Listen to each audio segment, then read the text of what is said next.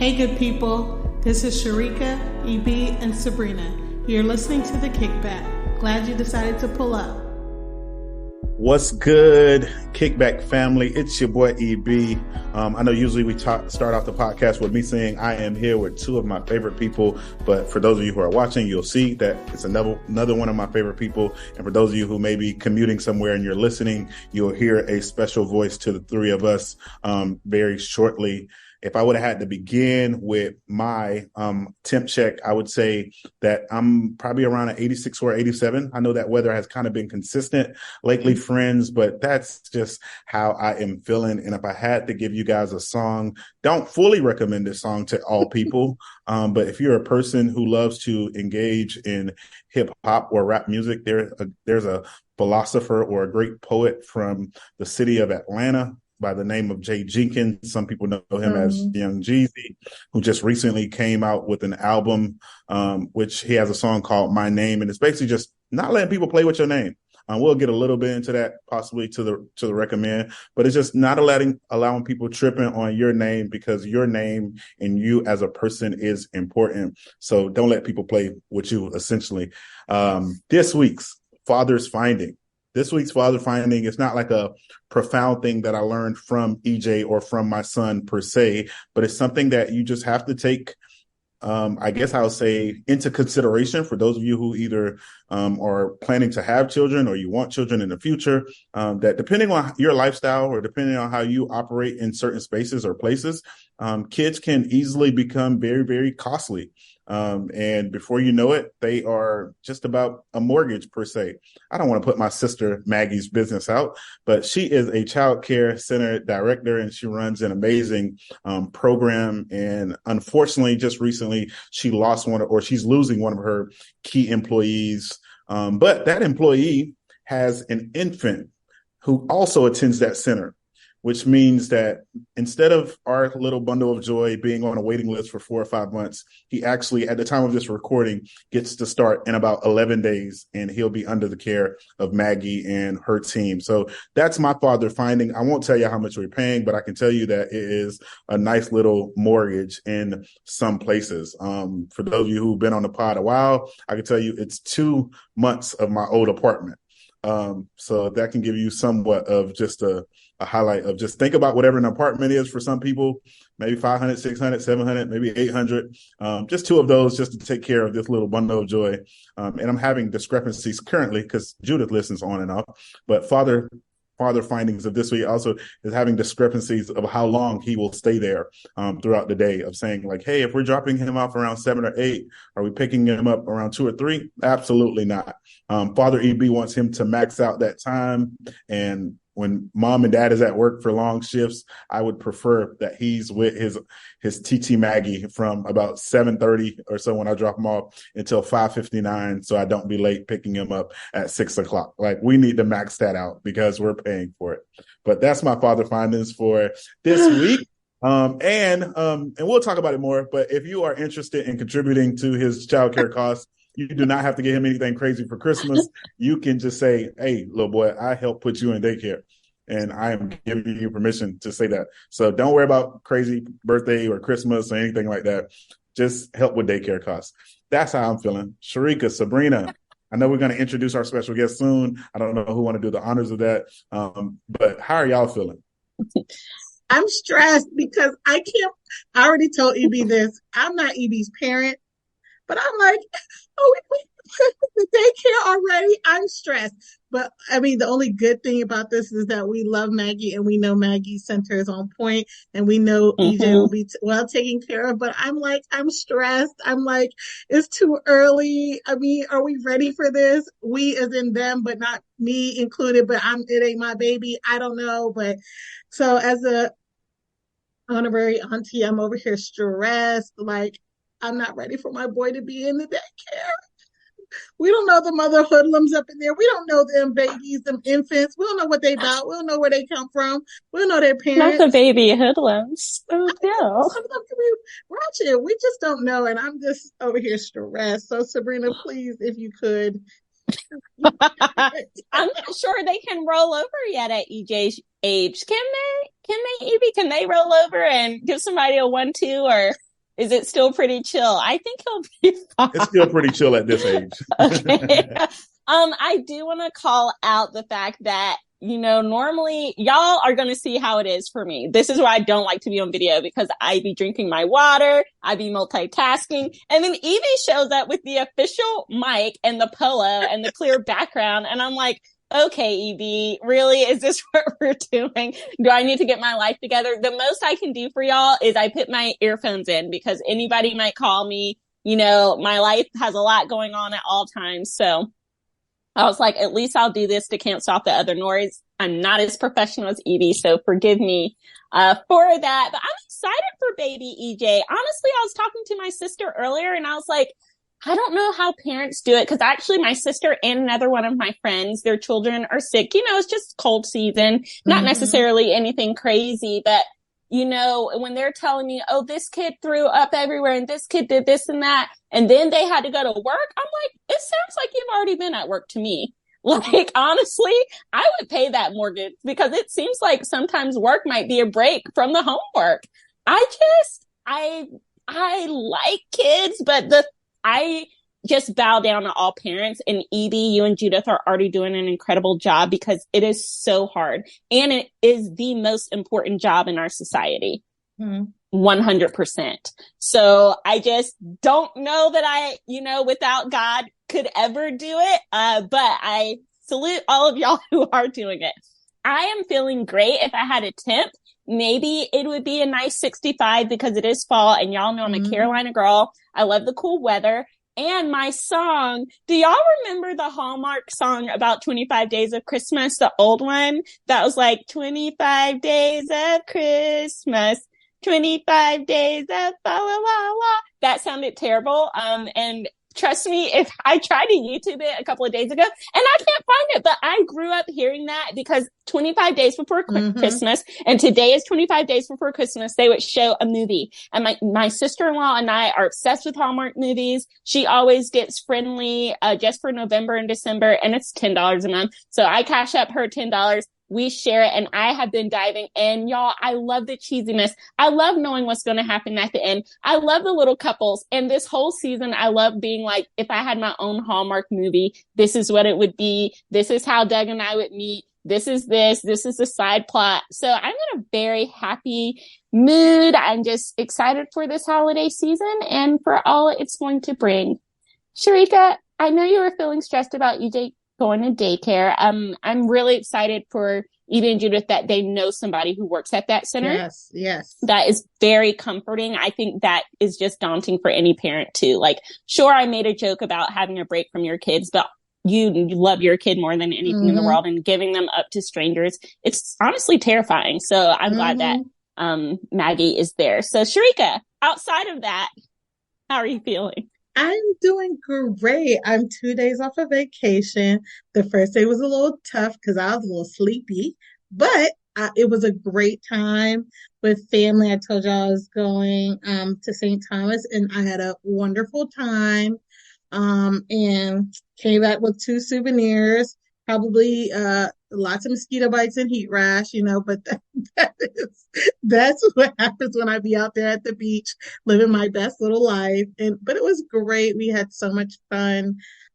So yeah, and I'm looking forward to, love December.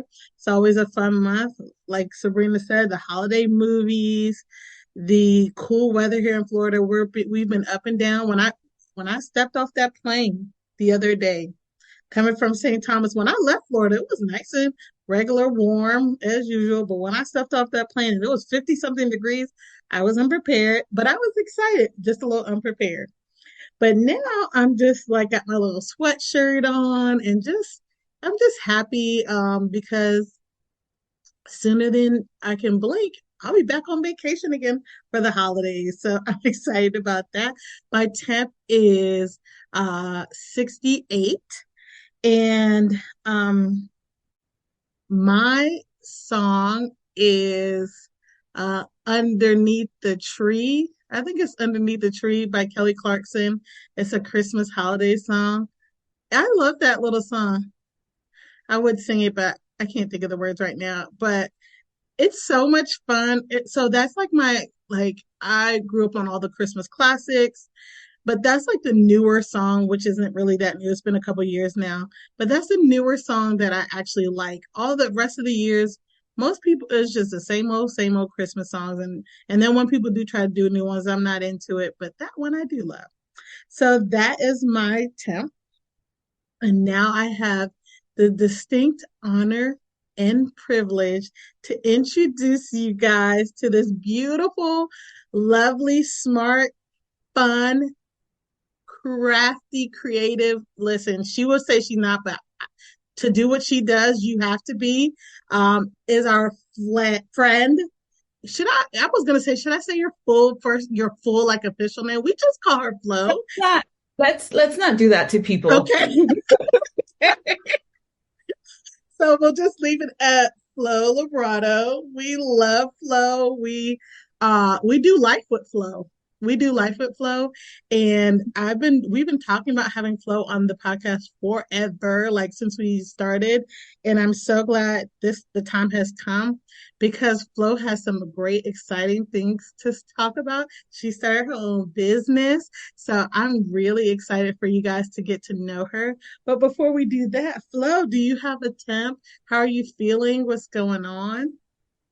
Me and numbers don't really vibe like that. But if I had to pick a number, I'm going to go with 72 because it is that time of year that this is just a magical time of year when you can, everything feels possible. You can do what you want. You can wear a sweatshirt, maybe some pair of shorts. You can maybe get off work early, go on vacation, work. Everything goes in this time of year. So I'm gonna go with 72 because that's the sweet spot where magical things happen. Everything slows down a little bit before we have to, get serious about work again in January. So yeah, 72, feeling this. Yay. So we're so excited to have you on the podcast. As I said, Flo, you guys listen, that if you're not watching, get onto the YouTubes. You get to see our beautiful faces and you get to see our funny expressions. Look at Cece. Sabrina's giving a face right now that you're missing. Sabrina, you got your work glasses on. I love the look. It's so cute. You're giving studious, and I love this. And the people are missing the studious look, the top knot with the glasses. I mean, come on now. Y'all got to be on the But YouTube. also because I'm on the video, I have a hoodie on. And as Flo said, it is warm here. And I'm like, I took a shower this morning, but am I going to be musty by the end of this pod? Because why am I suddenly sweating? I don't know if it's the nervousness from having to be on video or what, but yeah, here we are. You can see it all. And you probably are going to see me get a snack because I was like, don't get a snack. That's not professional. But I'm like, also, this is a kickback. We're going to keep it real. This is really what I be doing as we're recording. Eating, doing chores, answering emails. So you'll see it all. I'll try not to be distracting. So our friend Flo, we wanted to have her on because she has this new business. Well, she's been doing it here and there, but now she's official tishel, Olive and Grace. And so I love the name. Hopefully in your explanation, you can explain why you chose the name, but tell us a little bit about yourself, Olive and Grace, whatever you want to talk about. Tell us a little bit about you. Yes, so happy to. So I'll start with me because I think that will explain more about Olive and Grace leadership coaching. So I've enjoyed a very long and wonderful career in a corporation and have had the benefit of learning about technology, about people, about leadership, about product management, about customer experience, all kinds of things. And I studied psychology, but worked in technology and eventually realized that in order to have an effective, happy place to work where people feel good about their work, they feel good about their growth, about their opportunities, that it really doesn't matter if it's, if it's in sales, customer service, technology, engineering, it doesn't matter. It's still going to boil down to people and learning about people and how to care for people. And so some years ago, I decided that it was time to merge those two things, my understanding and my passion for technology and my passion for people. And so I went back to school and I studied management and leadership and organizational development. I also studied a lot about diversity, equity, inclusion, and belonging. And so I got to put all of those things together because as much as I enjoy delivering business results and I enjoy technology and the revolutions that are happening at any given moment in the tech sector, to me, it's really about people. And so I decided that it was time to step a little bit, take some risks, and opened Olive and Grace Leadership Coaching, which is it's my leadership coaching practice. And I am so blessed to be able to serve people with career development coaching, leadership coaching, also team health coaching, because we spend a lot of time at work. Unless somebody figures out how to get paid to do nothing, we spend a lot of time at work. Okay. So it needs to be a healthy place, and we need to feel like, we're able to contribute and still have a balance and grow as human beings. Because ultimately, yes, there's always technology, but behind that is always people. So that's a little bit about Olive and Grace. So how did you come up with the name? I think it's so cute. It really sounds like a baby's name or a kid's name. And I'm sure Olive and Grace is like your baby. Like, you've been working so hard on this. Yes. So where'd you come up with the name? So I knew that I wanted to open my coaching practice, but I didn't want to use my name because to me, it's not about me, but it's about the service that I can help somebody else with. And so I spent weeks and weeks just thinking about a name, like workshopping, talking about it with different people, praying about it. And then finally, a friend told me to stop trying and just stop and give it some time. And I knew that I wanted to have the term grace, the word grace in it, because anything related to people requires grace. It requires understanding and space for risk, for imperfection, for vulnerability. And for that to be successful, there has to be grace involved. But I didn't know, I knew something else needed to go before that. And so I stopped stressing and thinking about it. And my husband and I happened to be in Greece for our 15th wedding anniversary vacation, living it up. And as we were visiting some of the ancient ruins, we learned about this olive tree that has been there for thousands of years. And this olive tree, even after a big fire, the olive tree is still there. And it just came to me that the olive branch is a symbol of both peace, but also of victory. Also, olive oil is healing. And when it comes to career and leadership development and all of those things and people processes, I realized that those things are important. The ability to talk and to work through things and to find a healthy balance. Victory is important because we want to feel like we're successful, like we're winning. And also peace is important because, when it involves people, sometimes there's conflict and we need to heal through that. So while I was there in Greece, it was very hot. It was very sweaty, and I realized that's the name, Olive and Grace. And the crazy thing is that I had the website built and everything. I just couldn't launch it because I didn't have a name. So as soon as I got home, bought the domain, launched the website. I love that. I love the meaning behind it, and just and the organic way that it just came up. Like, sometimes you ponder on things and then you just have to take a moment to stop, and then it just comes to you. But it's a beautiful name, and it has a even more beautiful meaning behind it. And it is like my baby. So, and I'm grateful. The other thing too is I live on Grace Street. And it's a house where my husband and I live together. My sisters and I live together and share this house. And so there's just so much meaning there. It felt right. I love that. Love those connections. So one of the things I think that Sharika and Sabrina will probably, I would say, agree on is that, Flo, that you have a sense of just a resilient spirit, as you talked about just a little bit about skill sets and passion and having a sense of victory over certain things or certain people or just situations that people go through. I know we were part of somewhat of that season when you was making that decision to go back into school, and it was so good to just see that, that leap of faith. But so what would you say to maybe some of our either viewers or listeners who are second guessing, not just school, it might be a job, might be transition, might be moving to a new place, but what puts you in that place of I can do this, or what made you take that leap of faith? What encouragement could you give to them? Oh man, that's hard. And I want to say that it's really important to acknowledge that two or three things can be true at the same time. Someone, you can be a little bit afraid, a little bit nervous, and Mm-hmm. you can have courage.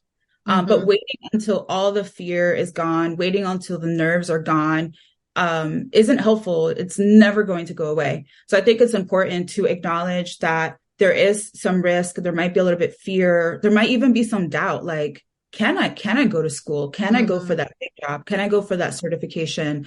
Can I make this big life transition? Acknowledge that that fear exists, but then also have the courage that goes along with that fear and allows you to move forward and take some risks. So that's number one. The second thing, I think it's important to also allow room to make mistakes and to fail. I Mm-hmm. think that oftentimes we set these goals that are so specific and super specific. So either we hit the goal or we failed. I think it's important to have more flexible goals, so that, maybe bake your goal 80% of the way, but allow room for things to look a little bit differently than what you might have imagined. So, for example, maybe they want to do a career pivot and they have their dream job in mind, but maybe they have to spend a few years doing something slightly different. Mm-hmm. And that is okay. That doesn't necessarily mean that they've missed their goal. It means that they're spending some time exploring and learning and figuring out what works, failing a little bit and learning from that and getting back up. And that's where that resilience comes in. So I think having that flexibility and that openness to things not going as planned, maybe even making some mistakes, but learning from it is super important when making a move. And the third thing I think is really important is to be really, really super crystal clear on three things.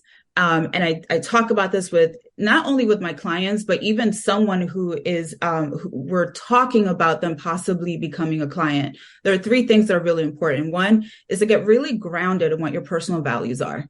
What is important to you as a human being, not as an employee, not as a student, not as a parent, not as a spouse, but as a human being, what is most important to you? And then figuring out what are your work values? What do you need out of work? And then the third thing is, what are you good at? Figuring out those three things and combining them can serve as a compass for decisions, right?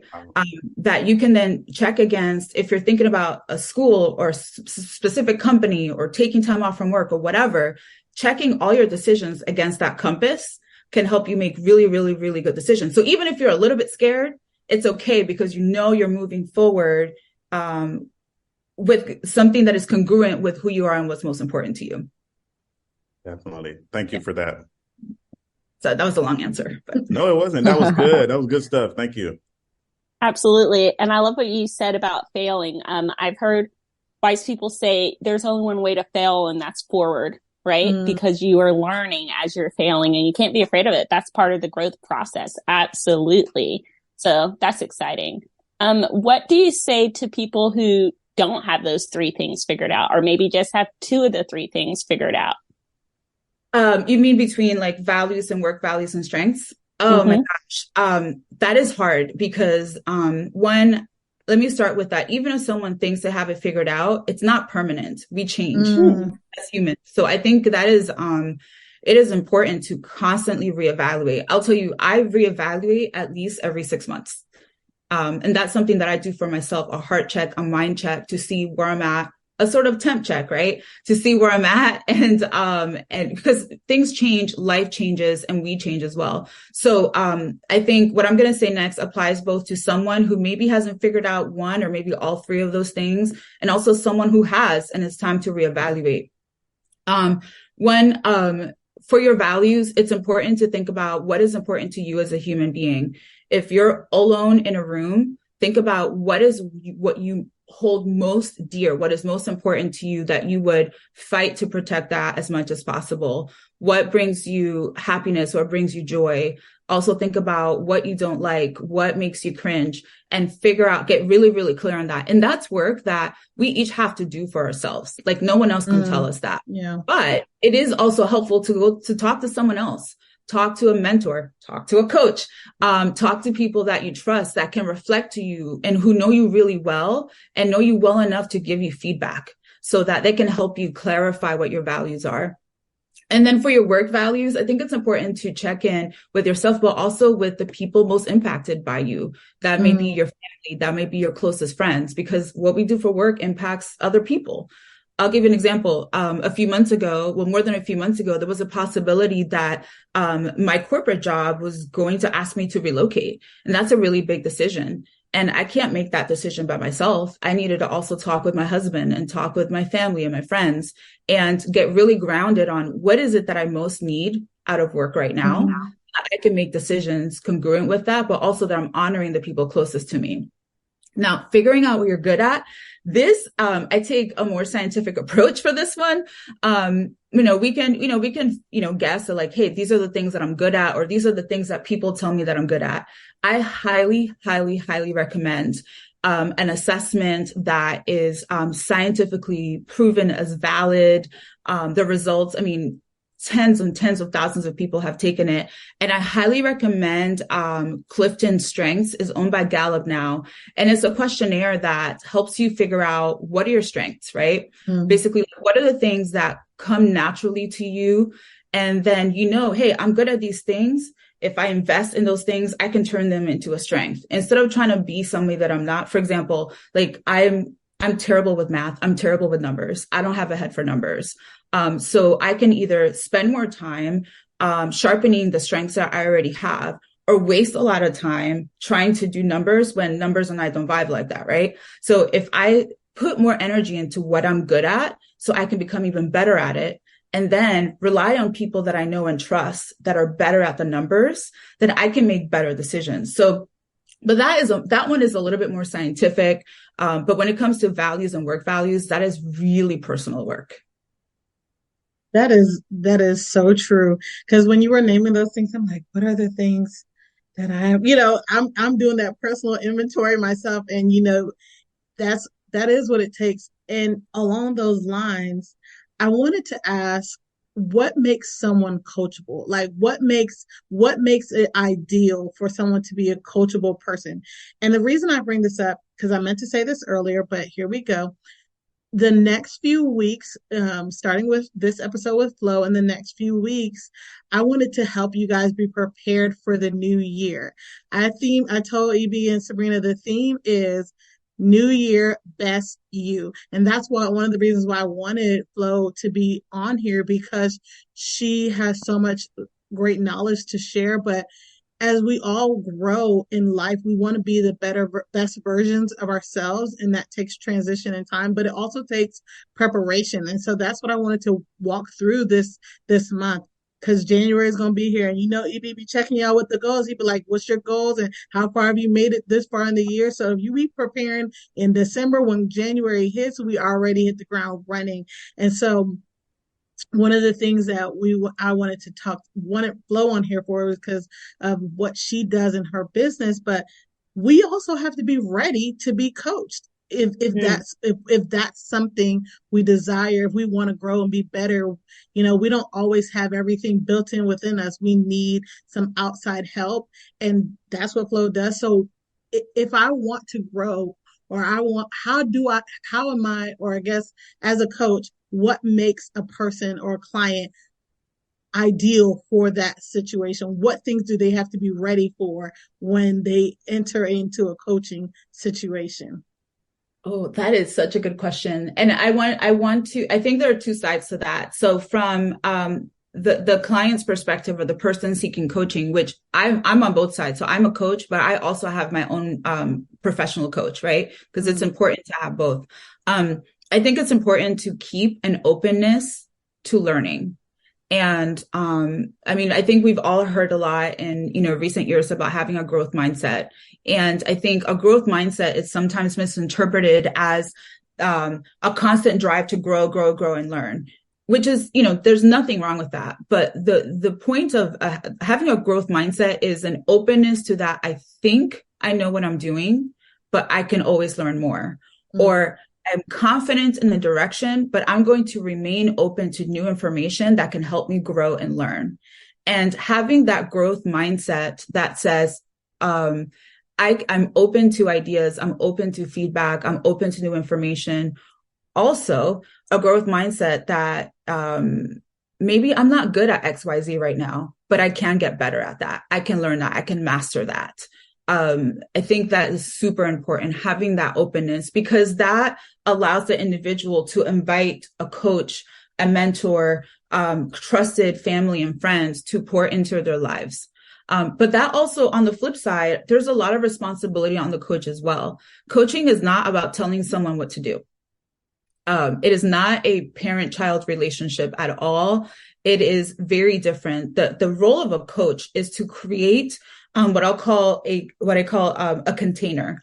And you might hear this reference from a lot of professional coaches. Creating a container is like I don't want to say a safe space, but a brave space where the individual and the coach can be open with each other, have honest, imperfect conversations. And then the coach can serve the role of asking questions, knowing when to push, knowing when to pull back, having empathy so that they can better connect with the individual and help them make sense of their situation and create a path for whatever it is that they want to achieve, whether it is to sharpen their leadership skills or to level up in their career or to completely change careers or whatever it is.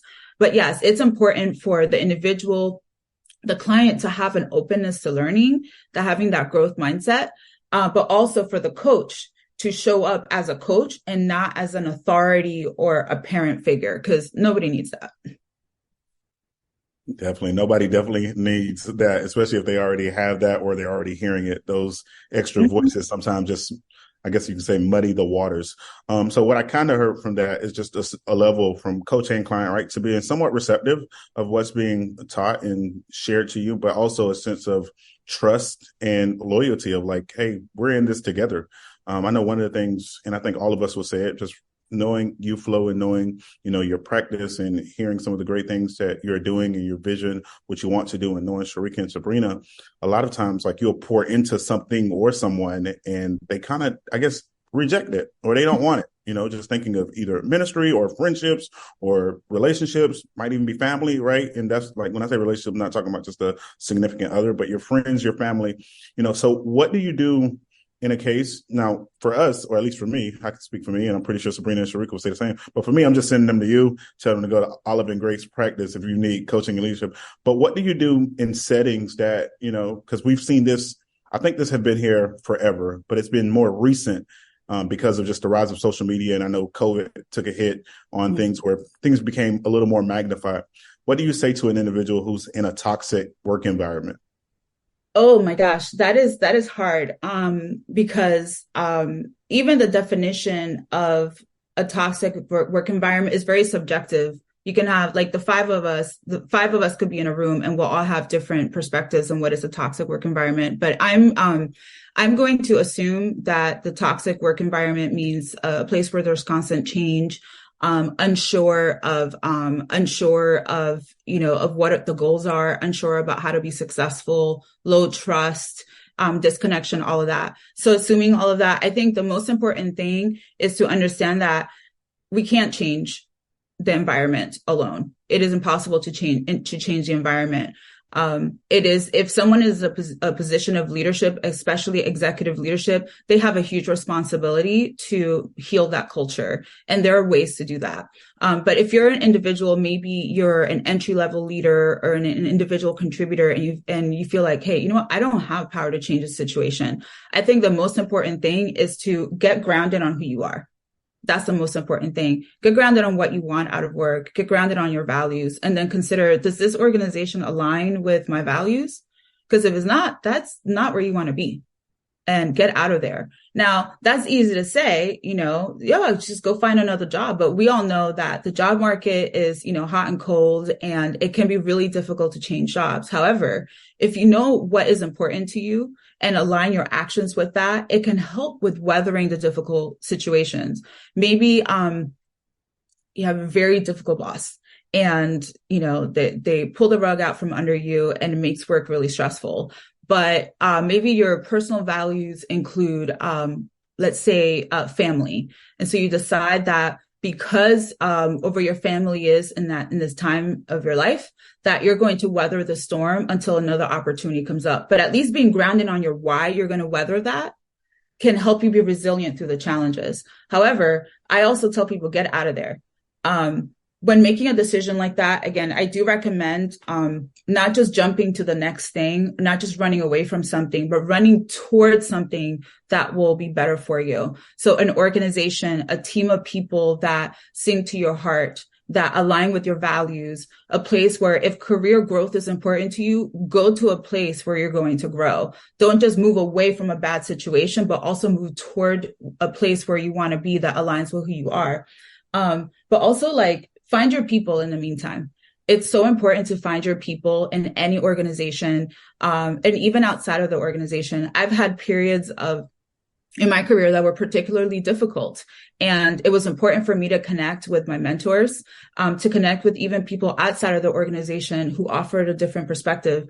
I recommend what I'll call a board of directors for your career development. And that's not just one person, but a few people that you trust, that can pour into you, who can give you the straight talk, but lean on them to help you weather those difficult times. But whenever possible, get out of a toxic situation. Get out. Wow. Thank you for that. And some of what I've heard, of course, just has been repeated, somewhat of a theme for me of just knowing your values, right? So if it's anything for me, it's being a sense of just self-aware of who you are. And it takes me back to that word which is interesting because it's not like a foreign word, but when you just talked about just having your compass and letting your compass guide you, whether that be the community of people that you have around you, your skill sets, your passions, your values. So thank you definitely for that. And one thing that I do want to add to that, because I do want to acknowledge it is a privilege to be able to just jump jobs, right? If someone were job hunting in, say, 2019, 2020, depending on on the sector they were looking at, it might have been easier for them to make a jump. If you're looking to jump into technology right now, it's going to be hard. I mean, we've seen mass layoffs in so many companies right now, but it is important to stay ready. Don't just wait to get ready when the opportunity shows up. Get ready and stay ready before the opportunity is there, so that when it does become available, you're ready to go. You have already a competitive advantage. Don't wait till friends, don't update your LinkedIn when you're thinking about job hunting. When you're happy in your job, still update your LinkedIn. Make sure you're networking. Make sure you're talking with people, because that is the way that it gets done. I'll give an example. I have a wonderful friend. We worked together some years ago, and she took some time off from work. But in that entire time, the months that she took off from work, she's still networking with people, talking with people online, still keeping her connections fresh. And now that she is looking for a role, she already has a network of people that she can lean on and ask for references and stuff, instead of hey, I know I haven't talked to you in 2 years, but can you give me a recommendation? It's too late at that point. You got to get ready and stay ready before the opportunity opens. And that way, when it does, you can jump on that. Well, you said one of the words that for me in my career has felt like a dirty word, and it's the networking. Because I kind of have always led with this thought of my work speaks for itself, right? My work and my reputation will precede me. I don't have to buddy up with people, but I am hearing over and over, and even from colleagues now, as the listeners know, I went from nonprofit to the corporate world, who are like, Sabrina, yes, your work is great, but please don't go to bed. Talk to us. You need to network.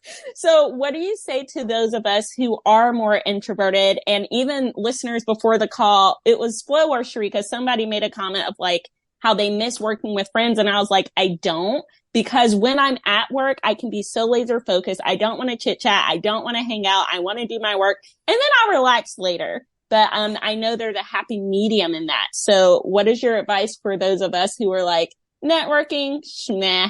It's hard. And listen, as a fellow introvert, I can tell you that it is hard. I am a deep introvert. At the end of the day, give me a book, give me Netflix, and I don't want to talk to anybody till tomorrow. That's how I recharge. So I think networking gets a bad rap. When we hear networking, we probably think of smooshing and, kissing somebody's butt, whatever. And that's not what I mean about networking at all. I don't do that. I will not do that. That's just not me. But I want you to think of networking as, think of like a spider web, right? And the spider web gets bigger and bigger over time. And the more connections that we have with people, the more that not only can they help us out, but we have the opportunity to serve someone else. And it's not just about the connections that I have with each person, but also the connection that my connection might have with somebody else. And that network is so important. It's not just about being buddy. And yes, I think it's great to have fun together, but it's also to have a network of people that you can reach out to support each other. For example, recently, I have a situation with a potential client that we're not a good fit for each other, but I want him to get the support that he needs. So I reached out to a colleague in another company who recommended a different coach for that person. And because she's part of my network, she was able to connect me with this other coach, across the country that can help this person. Or I had trouble with my website build. I had complete creativity block, and I reached out to someone else so I can get the contact of the person that built their website. And so the network is not just about, being buddy and kiki, although I like being a good kiki, but also like being able to serve other people and for just us to be able to help each other out. And not to mention, like, look, the world is changing at a faster rate than it has before. Today, we're using AI to do tasks that 3 years ago, 3 years ago, I wouldn't have thought to put in 4 ingredients to Chat GPT so it can give me a recipe. I don't know how to cook, so I need help. So I wouldn't have known that. So as more work becomes automated or faster, it is even more important for us to have deep human connection before the robots take over the world.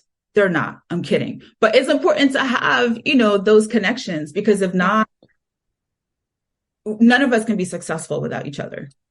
Right. Good stuff. Yeah. So Flo, you earlier said a brave space, that in the coaching relationship, you need to have a brave space. And I love that. I never heard that. I always hear of a safe space, but I love brave space because I think that when you have said, I want to grow or I want to learn, you have to be brave. And there's a level of vulnerability, but you still have to overcome that and be brave.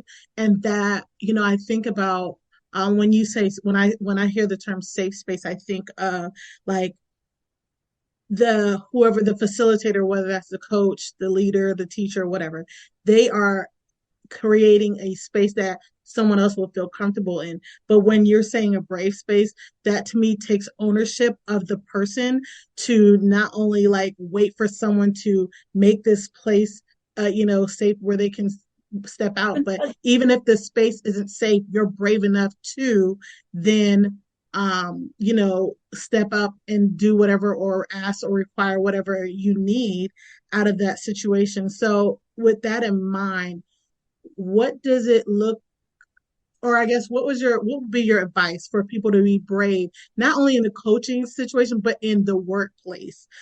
Because we all, when EB was talking about a toxic environment, I'm thinking, people want a safe space, but sometimes the space ain't safe, but you need to create a brave space or create some braveness within yourself to, like you said, assert yourself in a way that best serves you in that environment.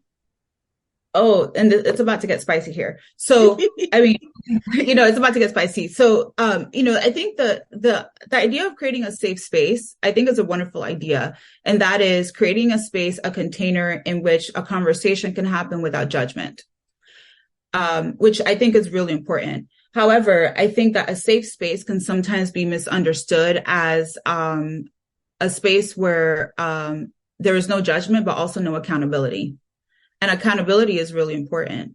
A brave space creates that psychological safety where there is trust and judgment will be suspended. However, it allows each person to still, it honors each person's autonomy to take accountability for their words and their actions. And this is related to toxicity in the workplace. Sometimes, in a workplace, there can be a resistance or avoidance of conflict. Like the number one destroyer of organizational health is lack of trust. That is the number one contributor to dysfunction. But we cannot understate that fear of conflict is the second one. And when people avoid conflict, things go unsaid and everything feels safe and warm and fuzzy, but we can't move forward.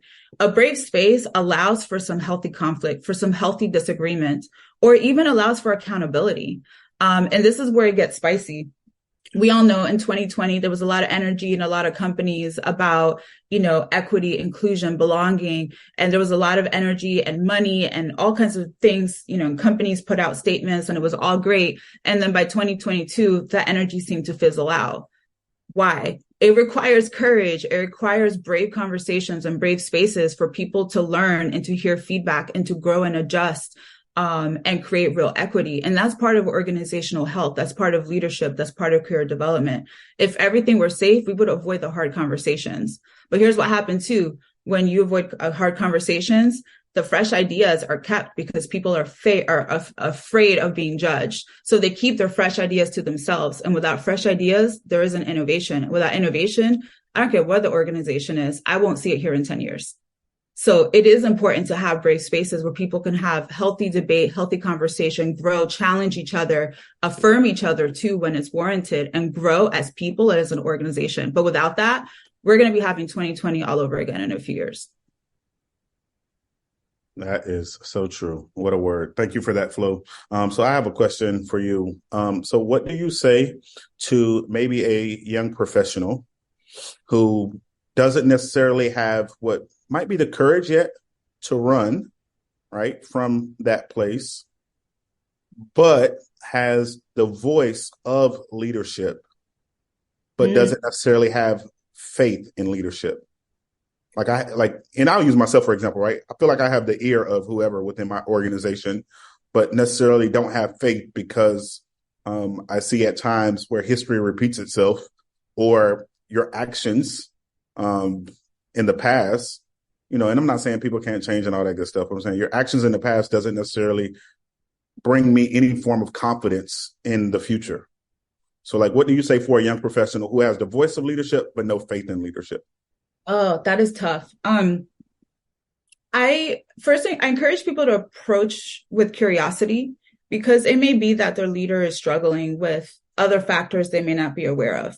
That may be a possibility. So I think that's a really good opportunity to learn from their leadership about what is the greater context? What are the things that are top of mind for them? I think it's important to understand, not saying that it excuses bad behavior on behalf of leadership, but use it as an opportunity to learn. At the very least, to learn, this is not the kind of place I want to work in, or maybe this is not the kind of leader I want to be, because every situation is an opportunity to learn. You know what I mean? But also, I think it's important for that person to also seek counsel and seek advice from other people. There is this misconception that someone's primary mentor needs to be their boss. And that's not necessarily true. And often that is a terrible idea. So I think it's important to have different people pour into you. One of those individuals, even with their struggles, can be your boss, can be your immediate leader, but also find other mentors, maybe other leaders in the organization who can give you a different perspective.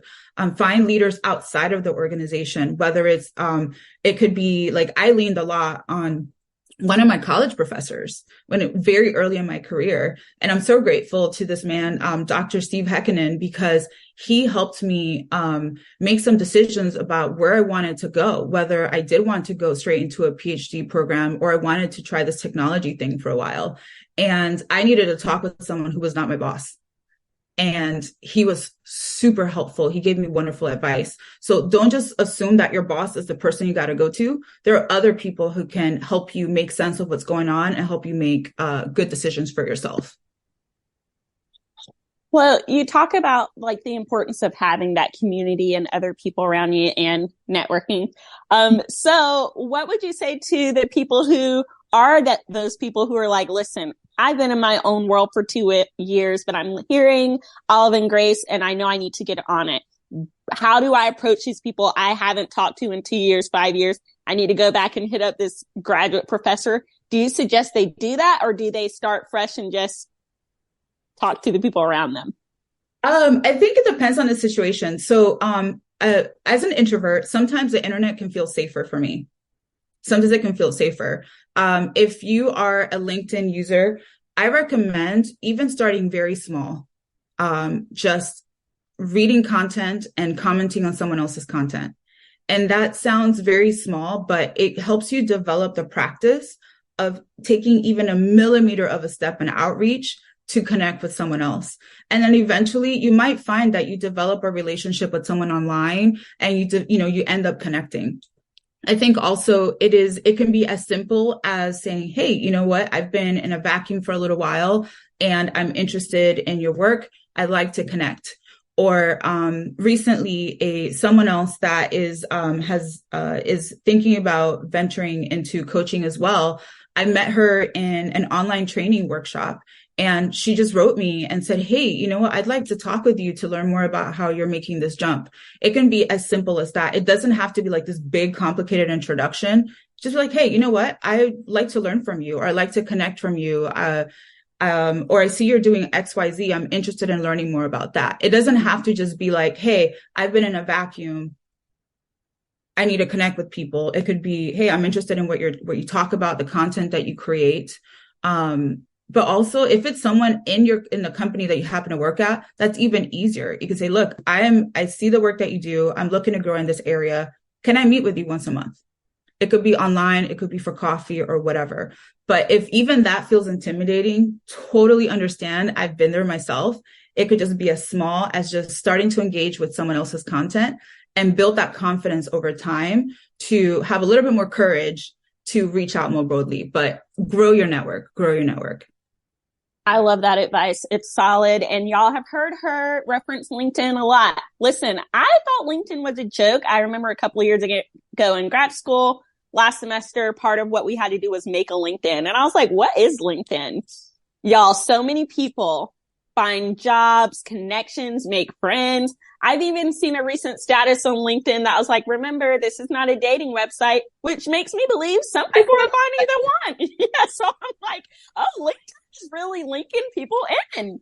I'm here for it. So I think just as we close out this session, which has been phenomenal, Flo, if you nothing else, please make a LinkedIn. You know, AI evidently can make you a nice little fake business profile picture from one of your old MySpace ones or Facebook ones. But even if you had no picture, LinkedIn is a great way because of what Flo said. There's my eyes have been open recently to just so much content. You can follow people just like Twitter, look up the career that you like and connect with these people. I know for myself, I've had randos reach out to me because they saw what business I work with and they're like, hey, do you mind giving me a call? And I was like, sure. And then they wanted a recommendation for whatever. And I'm like, LinkedIn is really that girl, low key, but high key. So thank you, Flo, for giving the plug for LinkedIn. Yes, it is. And I do want to say, like, the traditional way of finding a job and applying and then hoping for an interview still works, but LinkedIn is even more powerful. You can connect with recruiters there because recruiters are the key to the company, right? So listen, connect with the recruiters out there. If you want to work for a certain company, go connect with the recruiters from that company, and that will get you a closer shot at an interview than just blind applying. Oh, I love that.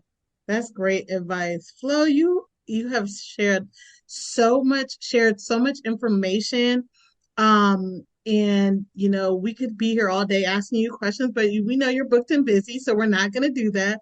But I will give you the floor right now to say anything else that we haven't asked, or anything you wanted to impart on the people before we moved on to the next thing. This is your floor, sis, to do whatever or say whatever you have to say that maybe you want the people to know. I think it's important to just remember that each one of us, we each have autonomy and willpower, and we can put the effort into getting closer to the goals that we want to achieve. It's not just up to a company or mentors or other people. We have to do that for ourselves. So go ahead, get to know yourself, invest in yourself, take the chances, because you got one life to do this. So make the best of the opportunity and the resources out there. And then, of course, if you want to talk with someone who can just want a sounding board or a coach, please find one. It doesn't have to be me, but if you would like it to be me, you can find me. I'm happy to connect with you. You can find me at Olive and Grace Leadership online. You can find me on LinkedIn, Flo LaBrado. You can find me on Instagram, even as Olive and Grace Leadership. Just happy to connect. And I do got to throw this in for anyone listening to the kickback. If you decide that we're a good fit for each other, 30% off review. The code is the kickback. Love that, Flo. Listen, see, it pays to listen. And listen, you guys want a Christmas gift. If you're looking for a Christmas gift for a friend, listen, it might be Olive and Grace. Or listen, at least send them the podcast and be like, you better listen. And you don't tell them the information, have them listen so they can get that information for themselves. So can you spell that out for them just so there's people can hear it, how to find it and where they could get their little 30% off. I love that, Flo. What a blessing. Y'all, you're getting blessed today. And even before we talk about money, we will first have a conversation that is at no cost, because I want to first get to know your goals and make sure that I'm a good fit for you. If I'm not, I might refer you to someone else. But you can find me at oliveandgraceleadership.com, same on Instagram, and we'll set up first a conversation. And if we're a good fit and you decide that we want to enter this coaching engagement, the discount code is exactly that, the kickback, DIKICKBACK. I had to think about it. But it is the kickback, just like the podcast. Love it. Yay. Listen, I might need some Olive and Grace in my life. 2024. Let's go. I am getting ready for our scripture, and I was torn because I was going to go in one direction, but obviously, as normal, the conversation kind of steers me in another direction. And we have alluded to the scripture before. I think we've made a joke here and there on it. But today, I just really want to dive into it. And we haven't done something from the New Testament in a while. So this will be Acts chapter 19 is from the Message version. I'm going to start at verse 11 because context is everything. And then we'll probably get down to verse 14. All right.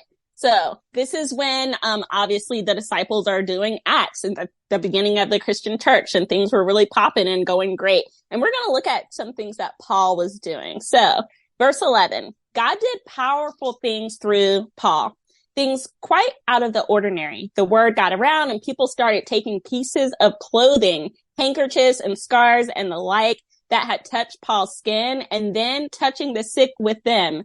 The touch did it. They were healed and whole. So there's the context. Paul was popping so much that people didn't even have to have Paul around. They just took his clothes, touched people, they're healed. So Paul, where were you during COVID? Side note. But anyway, going to verse 13, where I crack up at this scripture all the time. Some Jewish exorcists who happened to be in town at the time tried their hand at what they assumed to be Paul's game. They pronounced the name of the Master Jesus over victims of evil spirits, saying, I command you by the Jesus preached by Paul, come out, etc. The 7 sons of a certain Siva, Jewish high priest, were trying to do this on a man when the evil spirit talked back. I know Jesus and I've heard of Paul, but who are you?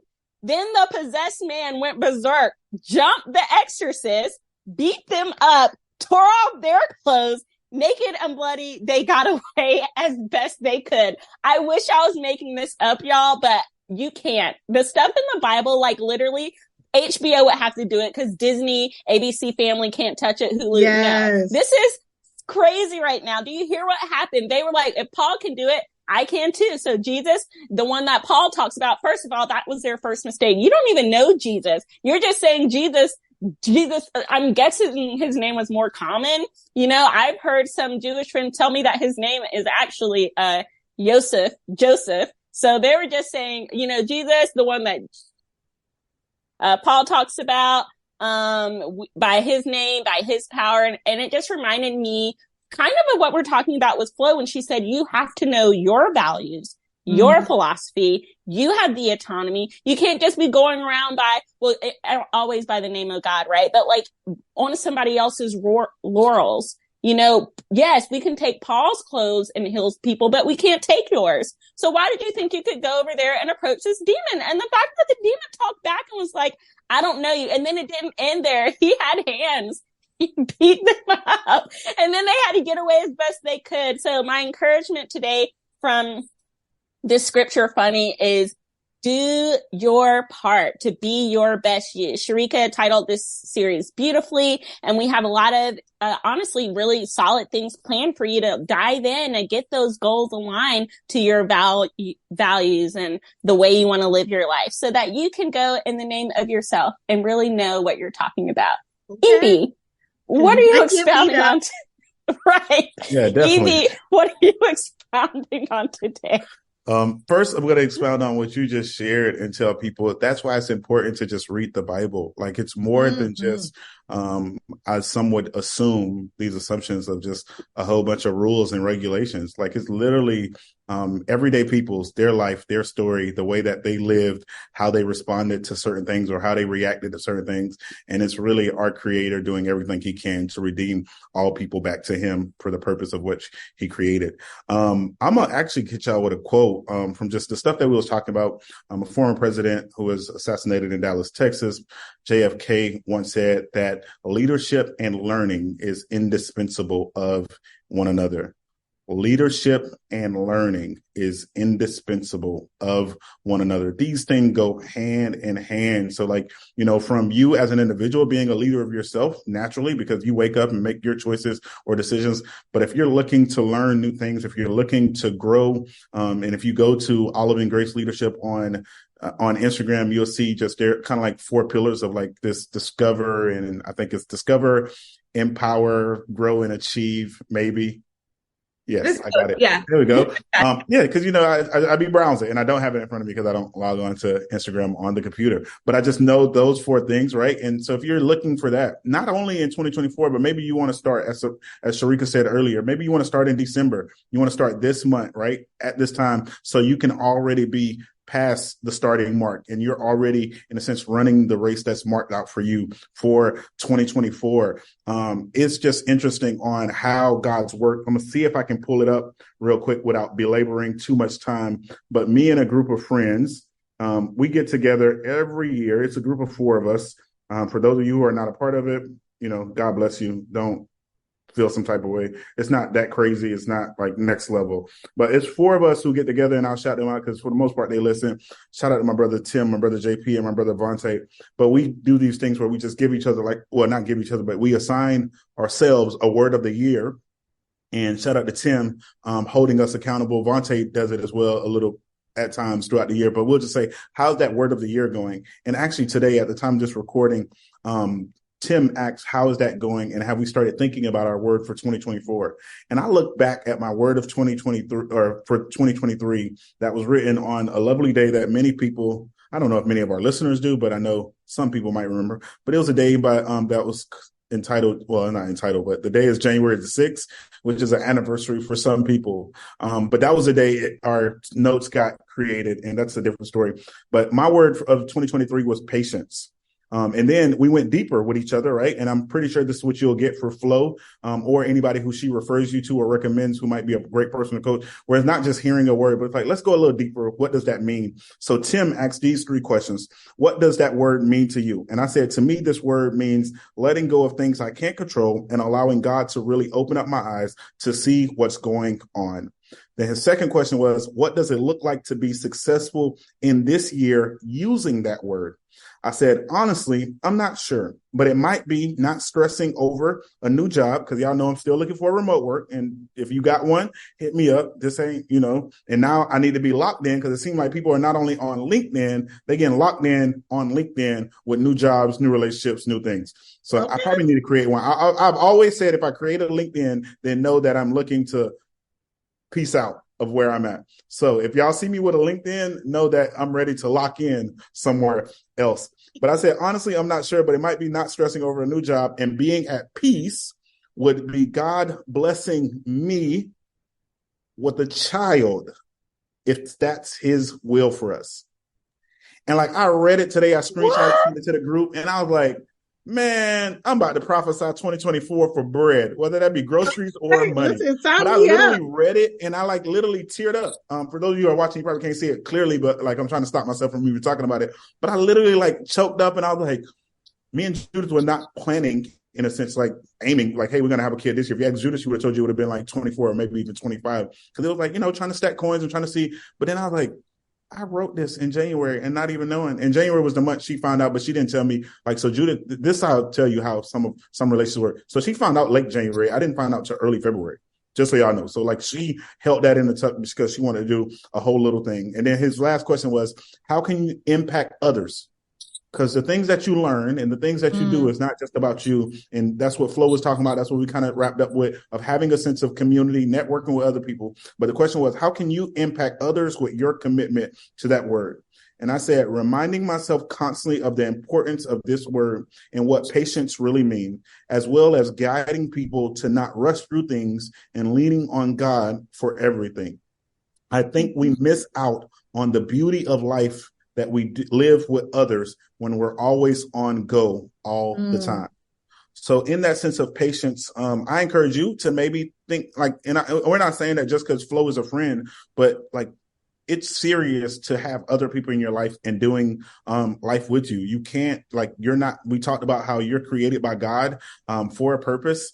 So like, you're already not self-made, whether you think you are or not. So like God made you and God called you to be in community with other people. And now for me, as I'm trying to wrap my head around, like, I wanted a kid, like, and I say planning because that's not something you can do on your own, right? Like that's something that the person that you're doing it with, and God bless, like all these things have to, in a sense, align. I wanted one. If it would have up to me, it would have been like maybe 22 or 23, just because of thinking of where I would want to be. Now, granted, God can allow me to live to 800 or 900, whatever Noah and them was. But we know, and the way things are, that's not happening right now in these times, or even if their years match up to what ours is. That's a whole different story for another segment on this podcast. But I was just baffled by how there's power in words and how I'm just saying patience, like God, if this is your will, then it is what it is, and how he made that happen without even me going back to that until, Tim texted that today, because I wasn't just sitting there like always reading it. And other times I didn't even go back to the notes to check like those responses. I just knew my word of the year was patience, and like, how am I being patient in areas, whether it be with people, especially with family, with friends, with things at work, with things in the world. So it was just crazy to think about that. So that was another father finding to wrap that up with this week. So that's what I got for y'all this week. I do not have a movie or a show or a book to recommend. So Flo, I know you listen to the pod, so we go through a segment of just giving recommendations. So my recommendations for you to start praying and considering what is your word of the year for 2024, and whether that's a small group chat of 4 people, or maybe it's you and another person, maybe it's you and your spouse, maybe it's you in the kickback. Like you want to message us and say, my word of the year is X. For 2024. And so this is what we're going to do. Actually, we as in the kickback is committing to the first 5 people, 1, 2, 3, 4, 5, who send us a word for 2024 on Instagram. We will make sure it might not be mailed to you because it's just trying to save money and paper and stamps, but we will virtually send you a gift card of some form. I'm not telling y'all the amount because we're not going to do that, because I don't want y'all to just do it just for the money, but because we're going to try our best, and because we sometimes mess up, we people, but we're going to try our best throughout 2024 to just check in with y'all specifically, and with all of our listeners are saying, how is your word of the year going? So the first 5 people, we're going to try to get y'all a gift card who sends us your word of the year. Now, I know you're like, EB, we just got to December. I still got to get through these 31 days. But, Flo told y'all, if you stay ready, you ain't got to get ready. because it's gonna already be coming to you. Like you gotta be ready for when it is. So now you know that this is going on. Start thinking about it and message us. So that's what I'm recommending, for you to send us a word of the year and for you to create that word of the year. Sharika, Sabrina, what y'all got before Flo go? I want to say that you have to comment on the post. It's going to be the post of Olive and Grace. It's going to be Olive and Grace post. What's the thing called, the logo? The Olive and The Grace logo. logo. We're gonna have a Olive and Grace logo on our next post from the kickback. And if you comment on that post, your word, you'll be eligible to win the There you gift go. Dun, card. dun, dun. Love it. Exciting. I'm recommending something that is not as polished as what we've been talking about today. But do y'all remember the show, The Squid Game? Or Yeah, Squid and Games? it's Netflix. Yeah. They came out Yes, I don't know why Black people always like to say I don't know, Flo, is that a Dominican thing too? We be saying everything, the AIDS, the COVID, The Everything. Facebook. Everything. the This might be a Facebook. Caribbean thing. Yes, so I don't know why I said the Squid Game. I'm pretty sure it's called Squid Games. Anyway, that series was actually a Korean series, and they had 456 people willingly participate for a chance to win about 45.6 billion won, which in American dollars, that's about 35 million. Just a lot of money. But they didn't know the stakes of the game when they entered, that only one would win and all the others would be killed at some point. So if you lost the game, you lost your life, which is crazy. But anyway, Netflix now has something called Squid Games Challenge. I almost said the challenge. It really physically, I felt my body trying to say that. And it is so, y'all, it is so freaking good. It is so good. So the reality series also starts with 456 players competing in similar games as the show for a jackpot of the same amount, but obviously without like the lethal consequences, like you live. But it is entertaining. Doug and I love when Doug and I get into our little debates, because he's cheering for one person, I'm cheering for the other. We're in these philosophical and ethical discussions about who made this choice and why, what, when, how. I know it's holiday season and I should be zoned in on Hallmark, but I have to finish this. I'm 4 episodes in and I have no regrets. It's so good. Oh, you've seen it, Evie? I'm so sad when the one person, okay, we can talk about it after, but I'll just say the battleships. Oh, that killed me. I was rooting for this person. We'll talk about it later, but Sharika, what are you I gotta watch it this weekend. So good. I saw another podcast talk about that too. I'm like, I would need, if I'm going on this, I need y'all to have written things that I will not be killed like the real Squid Games. Like, I don't know. Am I really going to trust? I don't know. Y'all basing it off this movie. I don't know if I'm in it. But yeah, I did hear about that and I heard that it was really good. My recommend is Celebrity Squares. You might have heard of Hollywood Squares. It's like a game show, and BET has brought it back. And it's Celebrity Squares, and they have different celebrities on there. It's like basically the game of tic-tac-toe, and there's 2 contestants they have to ask. I mean, they pick a spot where is a square where a celebrity is, and they basically are asked, the celebrities ask the question, and then the person has to say they believe the celebrity or not, and if they get it right, they get to either, if they're X, they get an X, or if they're O, they get an O. And so, y'all know my buddy Kev on stage is my friend in my head.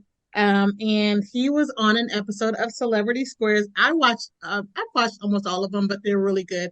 But I also watched the one that Kev was on. And if you want to watch that, that's my recommend.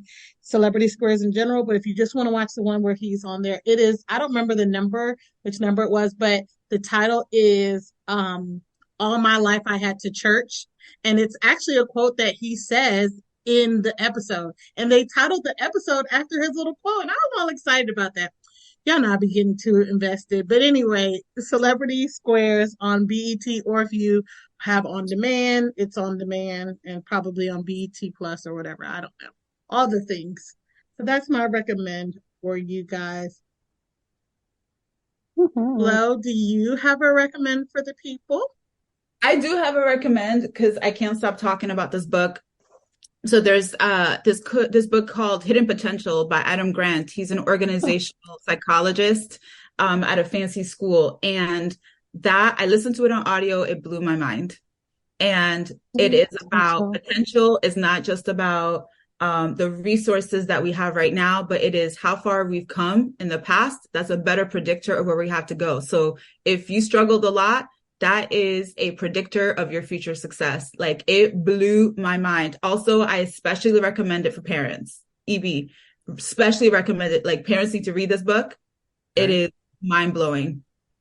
I'll definitely check it out. Do you know if they have an audiobook? I can look it up. Absolutely. I listened to that book while driving around.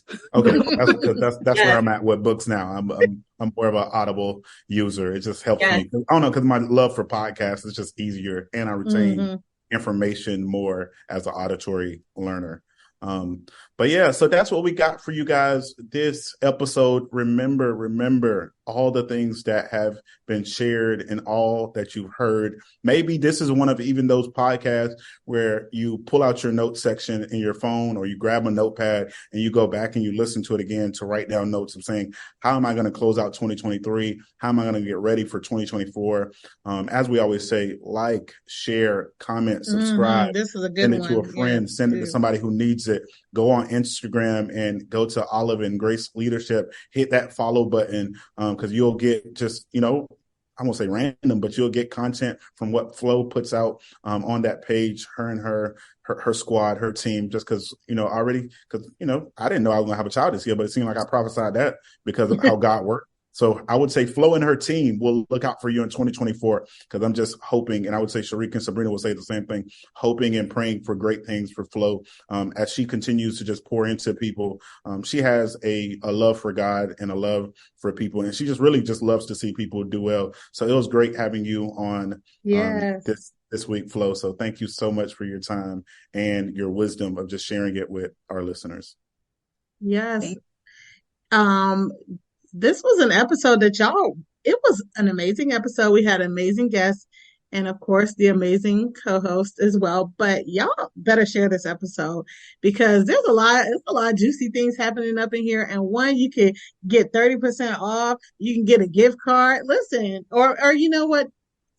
Make sure you send your word first, and then you can share. So then by the time your people get it, they'll then already miss the gift card. But at least they can still get the 30%. So we do recommend you definitely hit up Olive and Grace, or share it with a friend or somebody that you know, maybe a young person that's finishing up high school or college, or even if you're a seasoned person in your career and you're like, you know what, I want leadership coaching, or I need to learn about team culture. Like, there's so much that wisdom that Flo has. And as you can tell, sounds so much like she's so much fun, because she is. So she's a great time. And so definitely, guys, please, you want to get this information out. So share this with someone, even like EB might say, share it with somebody you don't like. They may need it the most. They may need whether it the it's most. Your loved ones, liked ones, or those you don't like. Share this information, share this podcast. Thank y'all so much for listening to us. And thank you, Flo, so much for your time. We know you are booked and busy, and we just thank you for taking time out to be with us today. Thank you for letting me play, and to be on the other side of it, because I've been binging the podcast in the morning, at night, at the gym. So thank you for letting me be here today. Definitely. As always, if life, family, friends, or an organization is trying to punch you in your face, call Olive and Grace. Until next time.